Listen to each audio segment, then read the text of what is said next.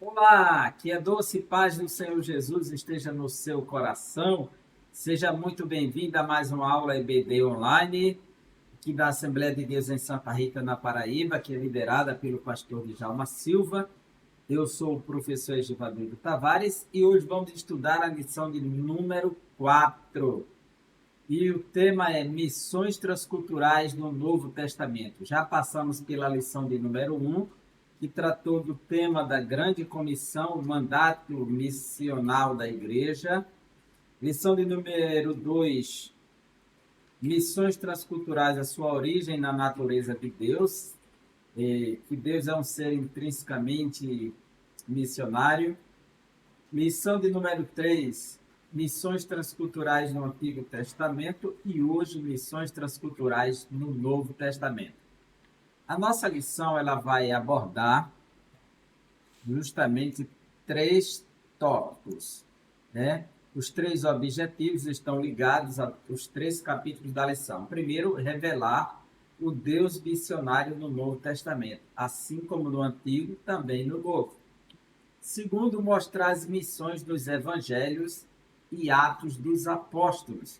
Terceiro, enfatizar a missão cumprida nas cartas e no Apocalipse. O Novo Testamento é um livro composto de 27 livros, a coletânea do cânon do Novo Testamento, os livros aprovados historicamente, reconhecidos como autorizados e livros autênticos que traz a chancela de Deus. São 27 livros, dos quais 4 deles são evangelho, 1 é história, literalmente, 21 deles são cartas, dessas cartas 13 são de Paulo e 8 são denominados de epístolas gerais. E por último, Apocalipse, que é o livro da revelação. Se você observar aqui nessa tabela, nós temos aí os 27 livros que compõem o Novo Testamento. Nós temos os 4 evangelhos aqui, Mateus, Marcos, Lucas e João.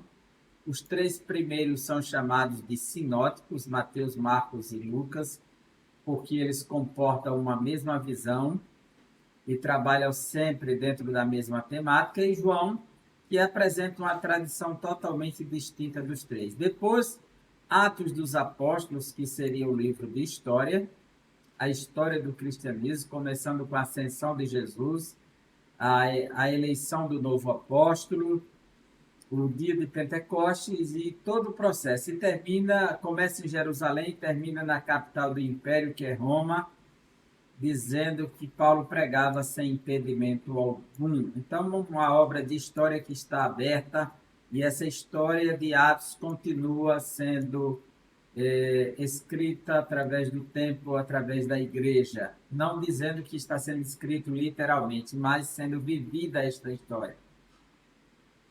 As 13 cartas de Paulo, de Romanos a Filemon, né? Nós temos aqui o Corpus Paulino, como é bem conhecido, o corpo de Paulo, Corpus Paulino, e as epístolas gerais, Hebreus, Tiago, 1ª e 2ª Pedro, 1ª, 2ª e 3ª de João, Judas.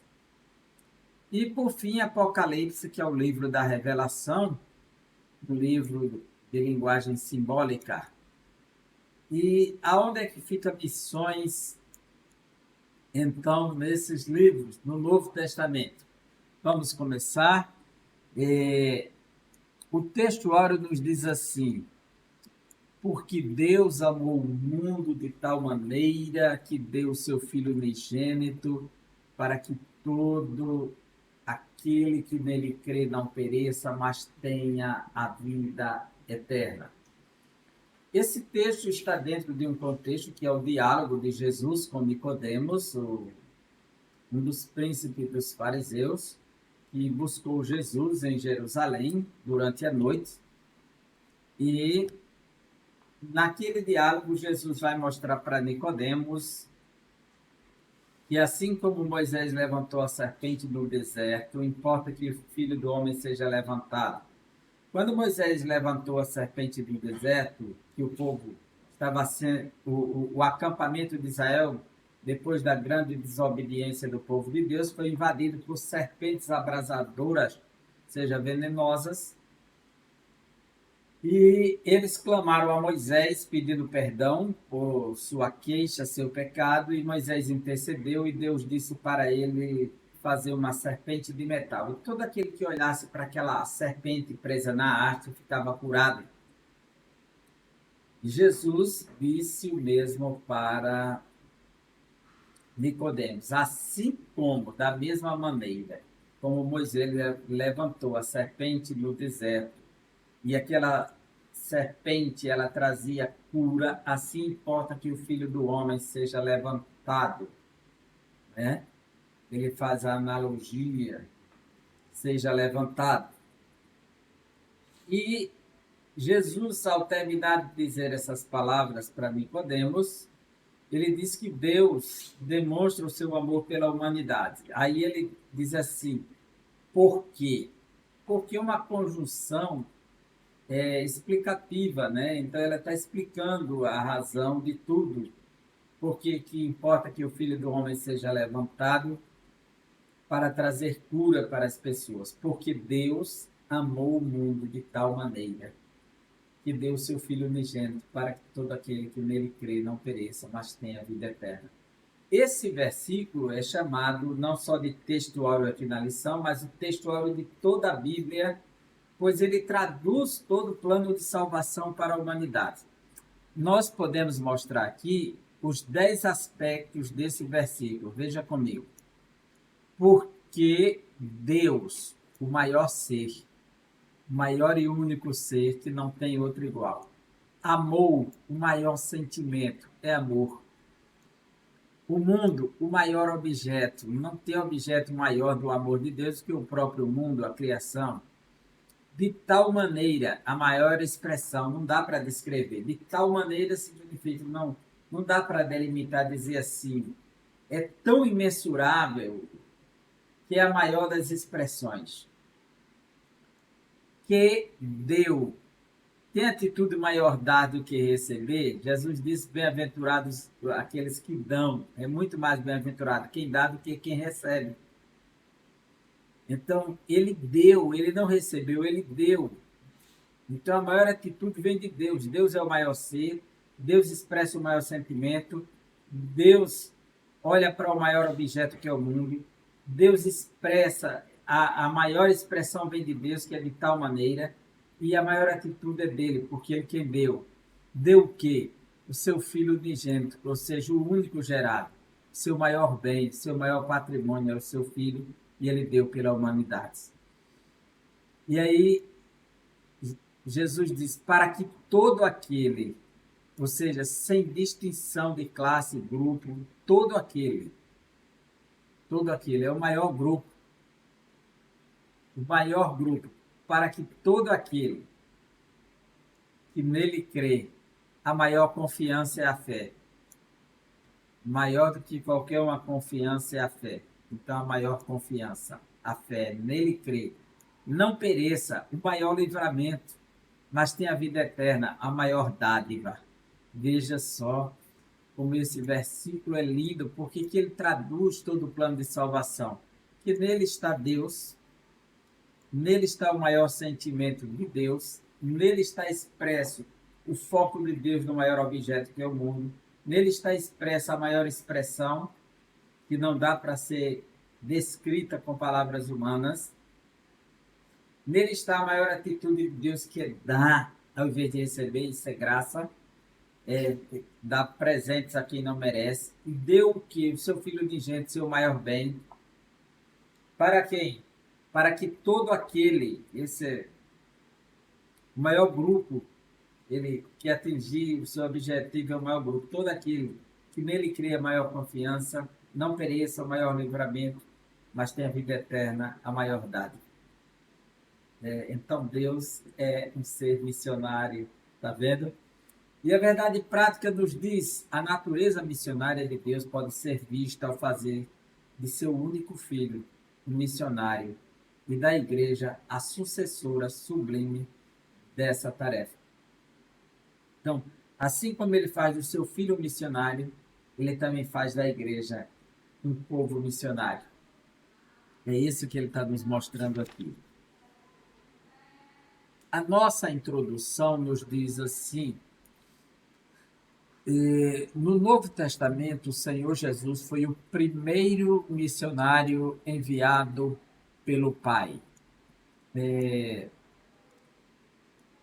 Você está lendo aí comigo, né? No Novo Testamento, o Senhor Jesus foi o primeiro missionário enviado pelo Pai. Na realidade, o primeiro missionário do Novo Testamento é João Batista, não é Jesus. E nós podemos ver isso em Mateus capítulo 3, versículo 1, que diz assim: naqueles dias apareceu João Batista pregando no deserto da Judéia e dizia: arrependei-vos, porque está próximo o reino dos céus. Então João veio antes de Jesus, chamando os homens ao arrependimento. No Evangelho de Marcos, capítulo 1, diz assim, versículos 1 e 2. Princípio do Evangelho de Jesus Cristo, Filho de Deus, conforme está escrito na profecia de Isaías: eis aí, envio diante da tua face o meu mensageiro, o qual preparará o teu caminho. Versículo de número 4. Apareceu João Batista no deserto, pregando o batismo de arrependimento para a remissão de pecados. Então, quem primeiro veio chamar os homens ao arrependimento, pregando o reino, foi João Batista no Novo Testamento. Todo manual de teologia bíblica sabe e começa com João Batista, por ser o profeta que faz a ligação entre a antiga aliança e a nova aliança, entre o Antigo e o Novo Testamento. Ele é a ponte de um novo tempo, de uma nova história. Ele ainda está ligado à antiga aliança, mas conhece aquele que estabelece a nova aliança. Esse é João Batista. No Evangelho de Lucas, capítulo 1, nós vamos ler versículos 13 a 17. Olha o que o anjo vai dizer ao pai de João Batista. Disse-lhe, porém, o anjo: Zacarias, não temas, porque a tua oração foi ouvida. Isabel, tua mulher, te dará à luz um filho, a quem chamarás o nome de João. Em ti haverá prazer e alegria, e muitos se regozijarão com o seu nascimento, pois ele, o menino, será grande diante do Senhor, não beberá vinho nem bebida forte, e será cheio do Espírito Santo, já do ventre materno, e converterá muitos dos filhos de Israel ao Senhor, seu Deus, e irá adiante do Senhor. Ele precede Cristo, que ele vem adiante. E irá diante do Senhor no espírito e poder de Elias, para converter o coração dos pais aos filhos, converter os desobedientes à prudência dos justos e habilitar para o Senhor um povo preparado. Esse é João Batista. No capítulo 1, com o nascimento de João Batista, versículos 76 e 77, diz assim: tu, menino, serás chamado profeta do Altíssimo, porque precederás o Senhor, preparando-lhe os caminhos para dar ao seu povo conhecimento da salvação, no redimi-lo dos seus pecados. Então, João Batista é o primeiro missionário do Novo Testamento. No Evangelho de João, capítulo 1, versículo 6, houve um homem enviado por Deus, cujo nome era João. Foi enviado por Deus. Então, João, na realidade, é o primeiro missionário do Novo Testamento. Pelo fato de ter sido enviado, Jesus ter sido enviado por Deus, ele trouxe consigo um plano de resgate da humanidade que envolve todos os seus seguidores. Nosso Senhor disse aos seus primeiros discípulos: vinde após mim, e eu vos farei pescadores de homens. Veja, esse versículo, ele é interessante, porque quando ele diz vinde, é um chamado, é a vocação.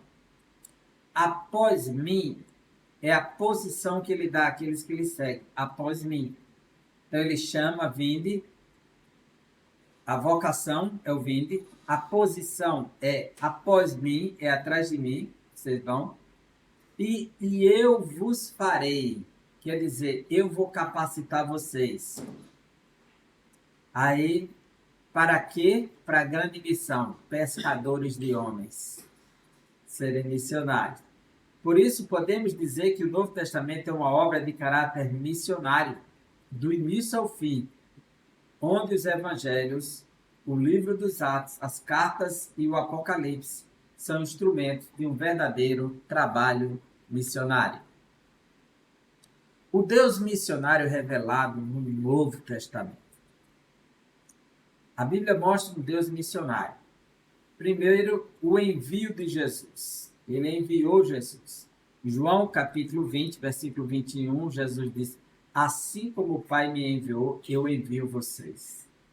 E Jesus envia a igreja, literalmente. Marcos 16 e 15. Ide por todo mundo e pregar o evangelho a toda criatura. Quem crer e for batizado será salvo. Então, Jesus ele é comissionado pelo Pai a realizar uma missão de resgate e de redenção, e a igreja é responsável agora por levar a mensagem de Jesus, as boas notícias, daquilo que Jesus efetivou, realizou no Calvário, trazendo redenção a todos os homens. Então, a Bíblia Sagrada, ela, de Gênesis ao Apocalipse, é um livro eminentemente missionário, porque sua inspiração emana de Deus. E esse Deus é missionário, aquele que envia. No Antigo Testamento, Israel foi um instrumento usado por ele para alcançar o objetivo divino. No Novo Testamento, Deus passa a usar a igreja para cumprir seus propósitos. É assim que serve. Uma perspectiva missionária do Novo Testamento, tópico 2. O Novo Testamento é missionário. O ensino do Novo Testamento é totalmente missionário. Pelo fato de o povo de Deus ter falhado no seu propósito missionário, Deus organizou um novo povo, que é a igreja, o povo do novo pacto. A igreja. E a igreja ela tem a responsabilidade de conduzir ao mundo a mensagem de Jesus. Na carta aos Efésios, capítulo 2, versículo 10, está escrito: nós somos a sua criatura, preparados, somos feituras suas, ou nova criação, preparados para as boas obras. Pois somos feituras dele, criados em Cristo Jesus para as boas obras, as quais Deus de antemão preparou para que andássemos nelas. Então, a igreja é um novo povo preparado para realizar as boas obras. No mesmo capítulo, o versículo 15 diz assim: aboliu na sua carne, Jesus que aboliu, né, a lei dos mandamentos na forma de ordenanças, para que dos dois, ou seja, judeus e gentios, criassem em si mesmo um novo homem, fazendo a paz. Então a igreja é essa nova criação, esse novo homem que tem essa nova responsabilidade de levar essa mensagem missionária que estava no Novo Testamento. A igreja à luz dessa revelação, tópico 3. A igreja ela tem a missão de levar o evangelho a toda a criatura, a todas as nações, a todos os povos, até os confins da terra, começando de Jerusalém, Judeia, Samaria, até os confins da terra. Porque missões é uma obra inacabada, nunca foi acabada. Porque no dia que ela se acabar, findou a história, findou o tempo. E ao mesmo tempo ela é prioritária, ela precisa ter prioridade na igreja. Ela não pode ser relegada a segundo plano, porque é uma mensagem prioritária. Então, à luz dessa revelação bíblica, a de um Deus missionário nas páginas do Novo Testamento, a Igreja de Cristo tem uma tarefa ainda inacabada: anunciar o Evangelho a toda criatura. Essa tarefa começou em Deus, que enviou seu Filho com a mesma missão que passou a Igreja do Novo Testamento e atualmente perdura como missão primeira da Igreja na atualidade. Missões nos evangelhos. Nos evangelhos e Atos dos Apóstolos. Primeiro nos evangelhos. Quando você olha para o evangelho de Mateus, é o evangelho que trata do tema da messianidade de Jesus. Ele é o Messias. ele veio para o povo judeu. Então, Jesus é o Messias dos judeus. O Evangelho já se abre com a genealogia de Jesus, mostrando que ele é descendente de Abraão e de Davi, da linhagem real. E que, quando ele nascer, José deve colocar o nome de Jesus, porque ele salvará o seu povo, os judeus, dos seus pecados. É no Evangelho de Mateus que Jesus diz: ide somente as ovelhas perdidas da casa de Israel. Então, Jesus vai dizer à mulher Ciro-fenícia cananeia, em Mateus: não é lícito pegar o pão dos filhos de Israel e dar aos cachorrinhos. Eu não fui enviado senão as ovelhas perdidas da casa de Israel. Então, a ênfase de Mateus é a missões junto aos judeus. A ênfase de Marcos é apresentar Jesus como servo conquistador para os romanos, que o Evangelho de Marcos ele foi escrito em Roma por Pedro, quando viajou juntamente, ele se encontra com Paulo por lá, faz uma série de pregações, e Marcos, o seu discípulo, que vai registrar esse fato. E ele passa a ser chamado, então, o Evangelho, que traz a boa notícia do servo conquistador, já que os romanos eram povos conquistadores. Então ele apresenta Jesus como o grande herói, o grande conquistador das forças do mal, das forças das trevas, triunfando. É o evangelho que contém o maior número de milagres, de sinais, de poderes manifestos. É o evangelho de Marcos. Jesus está em plena atividade, realizando milagres. Lucas. O evangelho de Lucas foi escrito para que Teófilo, um grego, pudesse conhecer as verdades que lhe ensinaram os fundamentos. Então, Lucas organizou a vida de Jesus de forma sistemática e progressiva, colocou em ordem e escreveu para Teófilo, para apresentar Jesus como o homem perfeito, tão procurado pelos gregos. João, ele apresenta Jesus com a dupla natureza, uma humana e outra divina, 100% Deus, 100% homem, e mostra que ele é o Salvador do mundo. É em João que temos o João 3,16, que Deus amou o mundo. Já no capítulo 1, a ênfase na palavra mundo aparece no versículo 10, 3 vezes. Ele estava no mundo, o mundo foi feito por ele e o mundo não o conheceu. Então, é Jesus chegando, trazendo salvação ao mundo.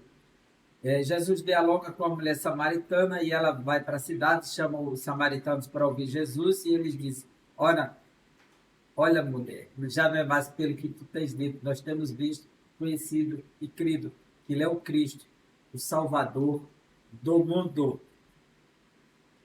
Então, ele é o Salvador do mundo. Nos Atos dos Apóstolos, os missionários Filipe e Pedro vão realizar um grande serviço. Filipe, o primeiro missionário transcultural. As missões transculturais, na realidade, nós sabemos no estudo mais aprofundado que ela tem início no dia de Pentecostes. Por quê? Naquele dia, os judeus que vieram de outras nações ou ficaram impactados e admirados que eles falassem nas suas próprias línguas das nações que eles vieram, que eles falavam por lá, eles estão vindo agora em Jerusalém. Ou seja, isso é uma proposta transcultural, porque tem outra cultura, outra língua em foco aí, e o Espírito Santo já concede dons com foco em missões, na comunicação do Evangelho para outras línguas, embora fosse o mesmo povo, o judeu. Mas, saindo de Jerusalém, depois de uma grande perseguição, a Bíblia nos mostra que Filipe, ele desceu para Samaria e começou a desenvolver uma grande missão. Na igreja cristã, os primeiros cristãos e líderes tinham a missão de propagarem a salvação a todos os povos em todos os tempos. Nesse sentido, Filipe foi o primeiro missionário transcultural da igreja primitiva. Mas ele só foi pregar em Samaria porque houve uma grande perseguição. Eles não conseguiam mais ficar em Jerusalém, que senão iriam morrer. Então o desespero tomou conta e ele saiu. Ao sair, a Bíblia diz que ele pregava o Cristo, Atos 8:5. No 26, o Espírito Santo manda ele para o deserto da faixa de Gaza, que está deserta, para pregar o Evangelho a um homem que está voltando para a África, vai entrar no continente africano. Então a gente vê que Filipe ele prega para uma cidade e depois prega para uma pessoa individualmente. E as missões estão acontecendo, que esse homem vai para a África. Ele pregou os samaritanos e agora um homem que está indo para a África, um prosélito do judaísmo. Depois Pedro, que vai perceber que o evangelho não tem parcialidades, ele é imparcial. E Deus é imparcial, Deus não faz acepção de pessoas. Pedro, ele recebeu uma visão de um grande lençol cheio de animais que eram proibidos ao judeu comer, pela lei de Levítico, capítulo 10 a 15. E Deus disse para ele, mate e come, o Senhor disse. Ele disse, eu nunca entrou coisa impura na minha boca. Como judeu, ele preservou as tradições. O Senhor disse, não chame de impuro que eu purifiquei. Depois de falar com ele 3 vezes a mesma coisa, ele dá a mesma revelação, ele foi despertado daquela oração. E disse, tem 3 homens te procurando, levanta-te e vai com ele que eu mandei te chamar. E lá tem um homem que mandou te buscar para que tu digas a ele palavras de salvação. E era um centurião romano. Naqueles dias, os judeus não entravam na casa dos gentios, muito menos de um romano, que era o povo que estava aprisionando Israel. O que acontece? Pedro vai lá, prega, o Espírito Santo desce. E quando ele vê aqueles irmãos profetizando, falando em outras línguas, ele lembra do fenômeno do dia de Pentecostes, que não houve outro igual a ele. E aí ele vai dizer, literalmente aqui no capítulo 11, que é esse o testemunho que ele vai dar para os outros apóstolos que estão questionando que ele tinha entrado na casa de um gentio, capítulo 11, 15 e 17, que diz, quando, porém, comecei a falar, caiu o Espírito Santo sobre eles, como sobre nós no princípio. Quer dizer, o fenômeno que aconteceu na casa de Cornélio é semelhante ao dia de Pentecostes. Uma coisa extraordinária. Então me lembrei da palavra do Senhor quando disse, João, na verdade, batizou com água, mas vós sereis batizados com o Espírito Santo. Pois se Deus lhes concedeu o mesmo dom que a nós outorgou quando cremos no Senhor Jesus, quem era eu para que pudesse resistir a Deus? Então ali eles vão aprender com Pedro que Deus não faz acepção de pessoas, né? Os homens fazem, não queriam nem que Pedro entrasse lá. Mas Pedro pregou na casa de Cornélio, o Espírito Santo desceu e ele aprendeu naquele dia que Deus não faz acepção de pessoas. Esse é um ponto muito importante para saber que o missionário tem que ter essa visão transcultural, que Deus não selecionou um grupo especial para ser salvo, mas sim toda criatura, todo aquele que crê se torna objeto do seu amor, da sua graça, porque Deus amou o mundo de tal maneira que deu seu Filho unigênito para que todo aquele que nele crê não pereça, mas tenha a vida eterna. Nos Atos dos Apóstolos e Missionários Paulo e Barnabé. Paulo, que era um perseguidor implacável da igreja, se torna no apóstolo dos gentios. Deus lhe dá esse apostolado para os gentios, ele vai afirmar em Atos. A sua chamada está registrada 9, 15 e 18. Em 1 Timóteo 2 e 7 e Tito 2 e 11, que Deus é o Salvador de todos os homens e Paulo é o apóstolo dos gentios. E em Romanos, ele vai dizer no capítulo 15 que ele honra esse ministério que ele recebeu de pregar para os gentios. Em Atos, vemos que, através de seu ministério, a primeira igreja estendeu-se a todos os povos, culturas e nações conhecidas naquela época. Então, se expandiu e Paulo foi o grande missionário. Jesus disse que ele seria um vaso escolhido para levar o nome dele a todos os povos, aos grandes, aos reis, judeus e gentios. E Barnabé, ele vai se unir a Paulo e vai apresentar Paulo na igreja de Jerusalém e depois vai conduzir Paulo para a igreja de Antioquia da Síria, que se tornará a primeira igreja missionária, uma igreja de natureza gentílica missionária, né? Em Antioquia da Síria. Então, Barnabé ele vai buscar Paulo lá em Tarso, depois tem cerca de 10 anos que Paulo está em Tarso, ele vai buscar e traz para Antioquia da Síria, eles passam um ano ensinando a palavra de Deus. As pessoas reconhecem o trabalho deles e pela primeira vez serão chamados de cristãos. A missão cumprida nas cartas e no Apocalipse.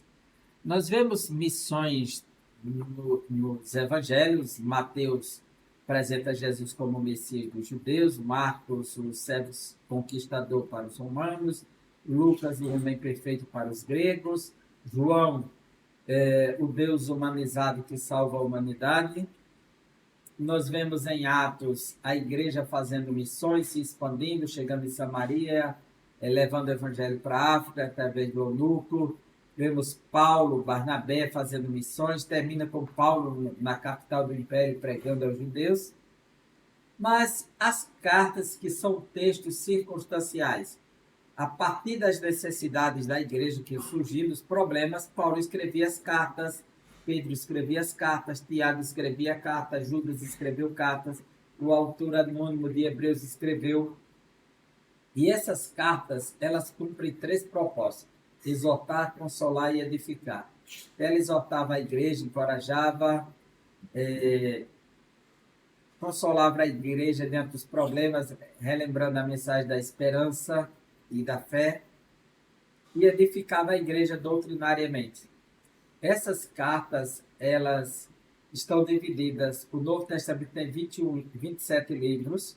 Dos 27, 21 são cartas.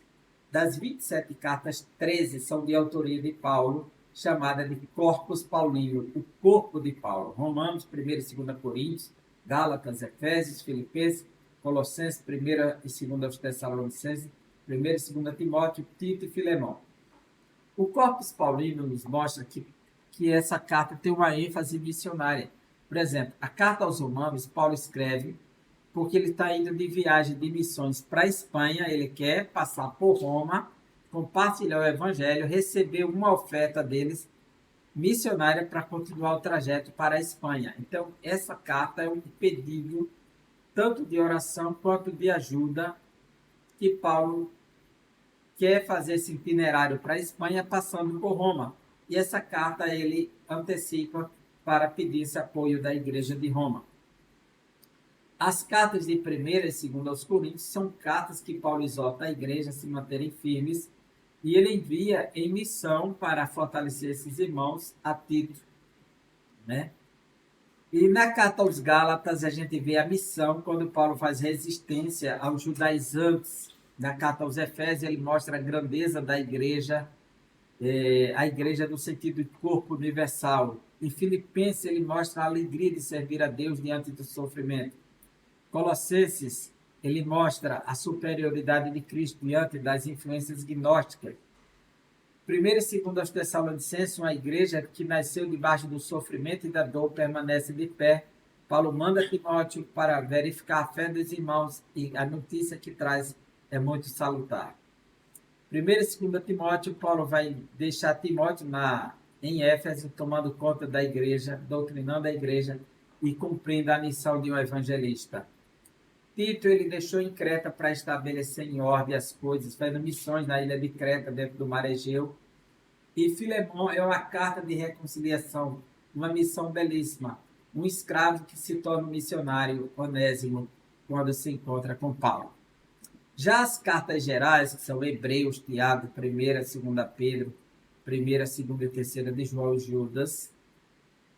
A primeira é uma carta anônima, ela nos apresenta a superioridade de Cristo sobre as exigências sacerdotais do Antigo Testamento. Cristo é a melhor aliança, o melhor conceito, Cristo é superior em tudo. A carta de Tiago ele escreve para judeus convertidos que precisam da orientação divina, uma orientação prática, e essa é a carta mais didática do escritor e a menos teológica, porque ela é muito prática, né? As cartas de 1ª e 2ª Pedro é para uma comunidade que está espalhada na região da Anatólia. Pedro vai dizer Frígio, Gálatas, aquela região toda ali, ele escreve para essa multidão, e essa igreja está debaixo de perseguição, e Pedro vai instruir a perseverarem na fé por conta da esperança que está fundamentada na ressurreição de Cristo Jesus. Então, é muito linda essas cartas. As cartas de João são cartas de amor de um pai para um filho. Eles, filhinhos, vos escrevo, pais, eu vos escrevo, filhos, para exortar a igreja a permanecer na luz, na verdade, e no amor e na justiça de Deus. E a carta de Judas, que é uma carta totalmente apologética, que ele escreve para que a igreja se defenda das heresias, dos libertinos que querem levá-los a um campo de prostituição. E o Apocalipse, nós vemos que é uma igreja, o livro já é missionário, porque ele é destinado a 7 igrejas da Ásia, então o livro já é circular, tem instrução para todo mundo, nos capítulos 2 e 3. O livro fala de 2 testemunhas no capítulo 11, que vão profetizar acerca do Senhor. A Bíblia fala de um anjo pregando o evangelho eterno no capítulo 14. A Bíblia fala de 144 mil selados para testemunhar de Deus. Então, é um livro totalmente missionário. E termina o livro do Apocalipse com um convite missionário. Veja só, Apocalipse capítulo 22, nós podemos ver como missões é o foco da Bíblia do Novo Testamento. E o livro do Apocalipse, ele termina com essa chamada maravilhosa. Veja só que ele diz,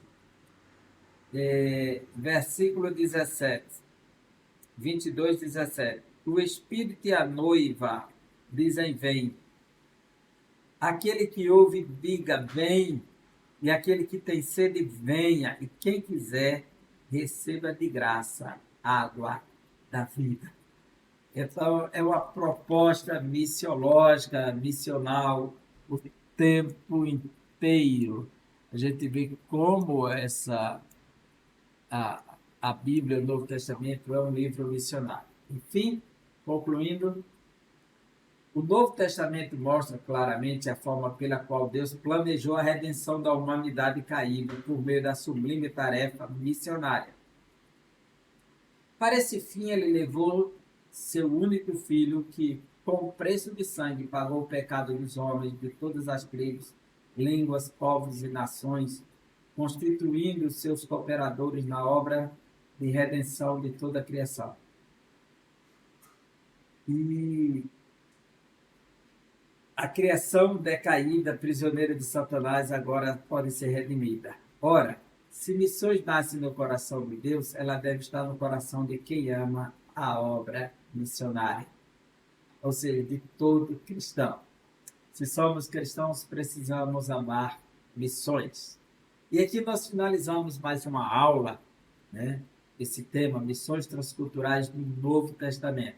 Então, podemos ver que, do princípio ao fim, o Novo Testamento, seja nos Evangelhos, seja em Atos, seja nas cartas paulinas, seja nas cartas gerais, seja no Apocalipse, é missões do princípio ao fim. Que Deus nos abençoe e até o próximo encontro, se Deus assim nos permitir.